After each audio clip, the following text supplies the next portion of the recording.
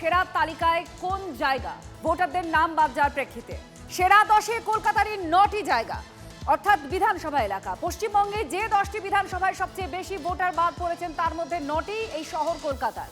হিসেবের নিরিখে তালিকার শীর্ষে রয়েছে উত্তর কলকাতা জোড়াসাঁকো বিধানসভা কেন্দ্র। এই কেন্দ্রে বাদ পড়েছেন 72,899 জন ভোটার। মোট শতাংশের হিসেবে 36.85%। তারপরেই উত্তর কলকাতারই চৌরঙ্গী বিধানসভা, ওই কেন্দ্রে বাদ পড়েছেন ভোটারের সংখ্যা 74,510, শতাংশের হিসেবে 35.44%। আমরা এই মুহূর্তে বিজেপির প্রতিক্রিয়া নেব। তাপস রায় তিনি আমাদের সঙ্গে রয়েছেন। তাপসবাবু, আপনি লড়াইও করেছিলেন কলকাতা উত্তর থেকে। এই জায়গায় দাঁড়িয়ে এই যে শতাংশের হিসেব বা ভোটার বাদের নিরিখে কলকাতার 9টা বিধানসভা এগিয়ে, এটা কতটা রাজনৈতিক এবং ভোট কেন্দ্রিকভাবে কতটা প্রভাব ফেলতে পারে? না না, সে তো নিশ্চয়ই একটা প্রভাব পড়বেই, রাজনৈতিক প্রভাব, ভোটের প্রভাব পড়বেই।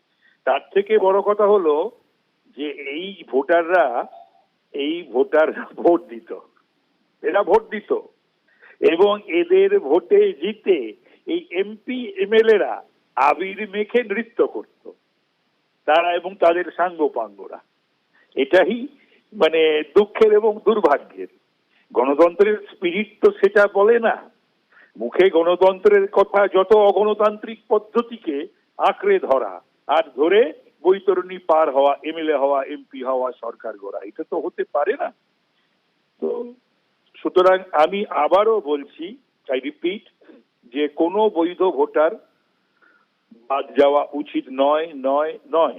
আবার একটিও অবৈধ ভোটার যাতে না থাকে সেই বন্দোবস্ত কিন্তু ইসিকে করতেই হবে।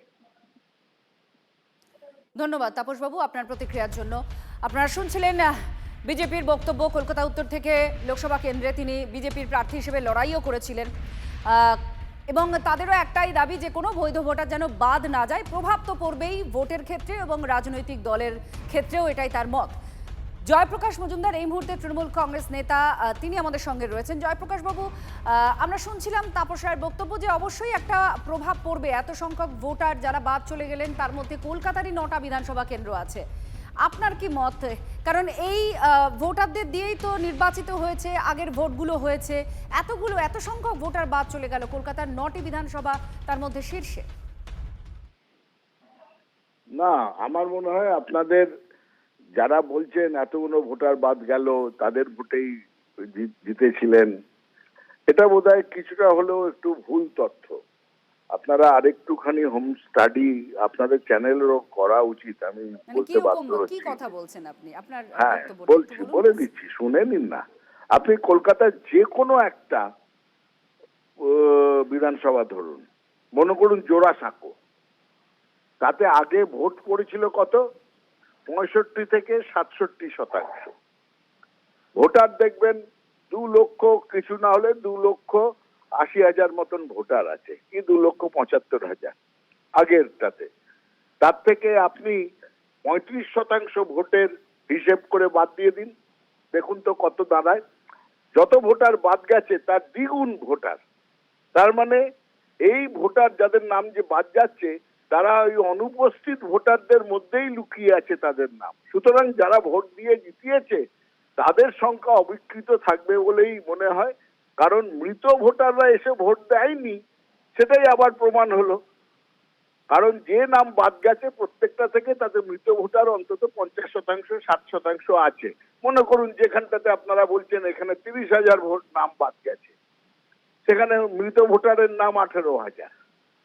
তো এরা কত ভোটেও ভোট দেয়নি, তার আগের ভোটেও ভোট দেয়নি। কারণ ভোট পড়েছে সারা বাংলায় সর্বাধিক 80%, আর নাম বাদ যাচ্ছে 10% বা 12%। তাহলে এটা তো ওর মধ্যেই লুকিয়ে বসে আছে। সুতরাং যারা একটু স্টাডি না করে বলছেন বা পণ্ডিত সাজছেন যে এতগুলো ভোটার বাদ গেল, তাহলে বোধহয় যারা জিতেছে তাদের পেটোয়া ভোটার সব বাদ যাচ্ছে, এটা ভুল ধারণা। ধন্যবাদ জয়প্রকাশ বাবু আপনার প্রতিক্রিয়ার জন্য। আর এর মধ্যেই কলকাতায় একটা চিত্র সামনে এসেছে এই খসড়া তালিকা সামনে আসার পর। বহুদিন ধরেই একটা কথা আমরা বলি বা শুনি, সেটা হচ্ছে আদি বাঙালিরা তারা ছেড়ে চলে যাচ্ছেন, কলকাতা শহর ছেড়ে চলে যাচ্ছেন। এবার এসআইআর এর এই খসড়া তালিকা বেরোতেই এই যা রটে তা খানিক বটে, এই প্রবাদ বাক্যটায় যেন সত্যি করে দিচ্ছে। কলকাতা থেকে স্থানান্তরিত হয়েছেন বহু বাঙালি ভোটার। কেন তারা কলকাতা ছাড়ছেন আর কোথায় বা চলে যাচ্ছেন? মান্নাদের এই গানটাই কি কলকাতার বাঙালির থিম সং হয়ে উঠল? বাংলার রাজধানী কলকাতা, রাজধানী শহরেই কি বাঙালি ক্রমে সংখ্যালঘু হয়ে উঠছে? এসআইআর রিপোর্টে লুকিয়ে মারাত্মক তথ্য। স্থায়ীভাবে স্থানান্তরিত হয়ে যাওয়া ভোটার বেশি কলকাতাতেই। রাজ্যের গড় 2.6%, দক্ষিণ কলকাতা 8.9%, উত্তর কলকাতা 8.4%, অর্থাৎ 3 গুণেরও বেশি। এবং কলকাতার স্থানান্তরিত ভোটারের বেশিরভাগই বাঙালি। দুটো উদাহরণ দেখুন। প্রথমটা কলকাতা উত্তরের বেলেঘাটা বিধানসভার দেশবন্ধু বিদ্যাপীঠের 88 নম্বর বুথ। দেখুন স্থায়ীভাবে স্থানান্তরিত হয় কাদের নাম বাদ পড়েছে। বেলা দত্ত, গৌতম আচার্য, ছায়া আচার্য, নীলিমা ভট্টাচার্য, নারায়ণ ভট্টাচার্য, উমা ভট্টাচার্য, সবাই বাঙালি।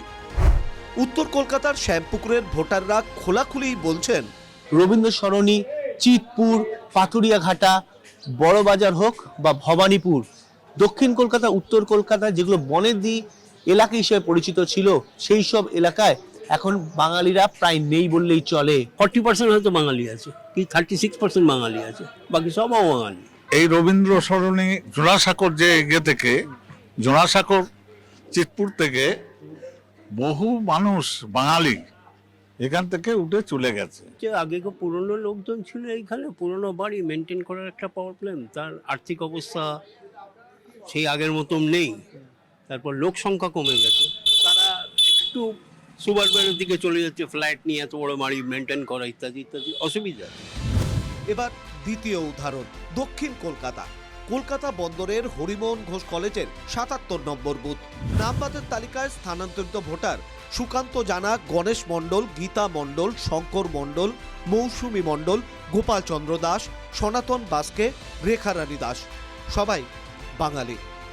গত অক্টোবরে বিজয় সম্মিলনীতে ভবানীপুরের জনবিন্যাস বদলে যাওয়া নিয়ে উদ্বেগ প্রকাশ করেছিলেন খোদ মুখ্যমন্ত্রী মমতা বন্দ্যোপাধ্যায়। ভবানীপুরটা পুরো আউটসাইডারদের দিয়ে ভরিয়ে দেওয়া হচ্ছে, পুরো একটা প্ল্যানিং করে। আমি আউটসাইডার মানে যারা বেঙ্গলে থাকে আমি তাদের আউটসাইডার বলছিলাম, যারা হঠাৎ করে বাইরে থেকে এসে টাকা খরচ করে জায়গা কিনে বাড়ি তৈরি করে কাউকে কিছু টাকা দিয়ে লোকালি বেরিয়ে চলে যাচ্ছে। ভবানীপুরের ভোটাররাও বলেছিলেন অবাঙালিদের আধিপত্যে বাঙালি ক্রমেই কোণঠাসা। এটা সত্যি কথা, পুরনো লোক চলে যাচ্ছে কেন, যাদের এ ছিল এখানে প্রমোটিং হয়ে যাচ্ছে, বাড়ি নতুন হচ্ছে।